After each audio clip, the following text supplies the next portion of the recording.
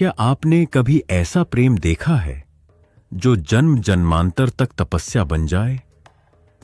आज हम सुनेंगे उस विवाह की कथा जिसे स्वयं ब्रह्मांड ने देखा और देवताओं ने गाया, जहां प्रेम केवल भावना नहीं, ब्रह्मांडीय शक्ति बन जाता है, जहां त्याग और तपस्या से जन्म लेती है। अमृता की अनुभूति वहीं शुरू होती है, एक ऐसी कथा जो केवल विवाह नहीं, चेतना और ऊर्जा के संगम की महागाथा है। स्पार्क टेल्स इंडिया में आज हम लेकर आए हैं शिव और पार्वती के दिव्य विवाह की कथा। इस आध्यात्मिक प्रेम यात्रा में आपका स्वागत है।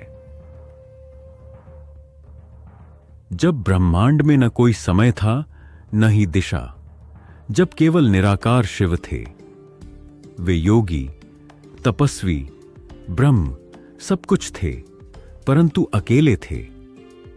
प्रकृति जो उनकी शक्ति थी, उनसे विलग थी। यही विलगता इस कथा का आधार बनी।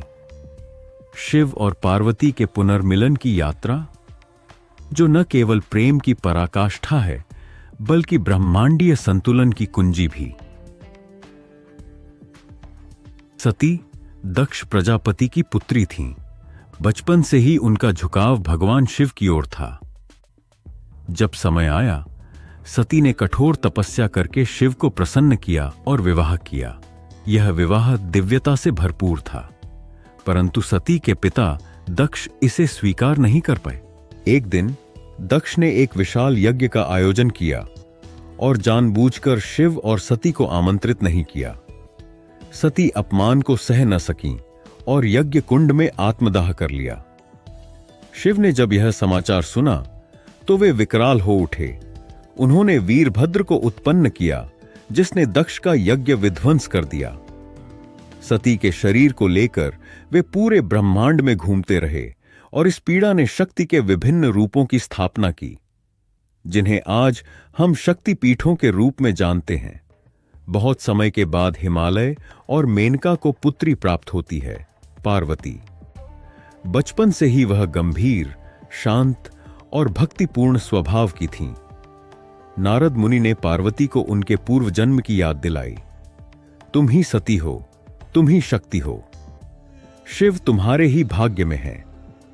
पार्वती का उद्देश्य स्पष्ट हो गया, वह शिव को पुनः प्राप्त करेंगी। उन्होंने जीवन भर ब्रह्मचारी रहकर कठोर तपस्या का व्रत लिया। शिव अब भी समाधि में लीन थे, संसार से पूर्णतः विरक्त। पार्वती ने वनों में जाकर हजारों वर्षों तक कठिन तप किया। पहले फल, फिर सूखे पत्ते, फिर केवल वायु। उनकी देह दुर्बल हो गई, किंतु भक्ति और प्रेम स्थिर रहे। देवताओं को चिंता हुई, अगर शिव विवाह नहीं करते तो ब्रह्मांडीय संतुलन बिगड़ जाएगा। तारकासुर नामक राक्षस को वरदान था कि केवल शिव पुत्र ही उसे मार सकता है। देवताओं ने शिव की समाधि तोड़ने के लिए कामदेव को भेजा। वसंत ऋतु लाई गई। कामदेव ने पुष्प बाण चलाया। शिव ने क्रोधित होकर तीसरी आंख खोली और कामदेव को भस्म कर दिया। पार्वती ने हार नहीं मानी। उन्होंने और कठोर तप किया। इस बार शिव स्वयं ब्राह्मण वेश में उनके समक्ष आए और बोले, कन्या, तुम क्यों उस अघोरी शिव को वर मानती हो? वह श्मशानवासी है, सर्पधारी है।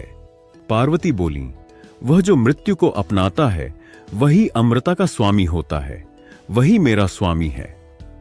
शिव प्रसन्न हो गए और अपना दिव्य रूप प्रकट किया। हिमालय राज ने दिव्य विवाह की तैयारियां शुरू की। समस्त देवता, ऋषि, सिद्ध, गंधर्व सबको आमंत्रित किया गया। शिव जी की बारात आई। एक अद्भुत दृश्य। भूत, प्रेत, पिशिच, गण, डेक्स सभी शिव के साथ थे। शिव का रूप था भयानक, जटाएं, भस्म, त्रिशूल और डमरू। शिव का ऐसा रूप देखकर देवी मेनका भयभीत हुई। पार्वती ने समझाया, इन सब रूपों में मेरे शिव ही छिपे हैं। विवाह का मुहूर्त आया। ब्रह्मा ने मंत्र उच्चारित किए, विष्णु ने कन्यादान किया, सप्त ऋषियों ने साक्षी दी। शिव ने पार्वती को सप्तपदी के साथ जीवन संगिनी बनाया। समस्त ब्रह्मांड में आनंद छा गया। पुष्प वृष्टि हुई, गंधर्वों ने गान किया। यह विवाह दिव्यता और प्रेम का शिखर था। विवाह के बाद शिव और पार्वती कैलाश गए। वहां उन्होंने ध्यान, धर्म और प्रेम से भरा जीवन आरंभ किया। पार्वती ने शिव को गृहस्थ धर्म से जोड़ा। उनके मिलन से कार्तिकेय और गणेश जैसे पुत्रों का जन्म हुआ, जिन्होंने धर्म की स्थापना में योगदान दिया। यह विवाह केवल दो आत्माओं का नहीं, दो ब्रह्मांडीय शक्तियों का मिलन था। शिव चेतना, पार्वती ऊर्जा।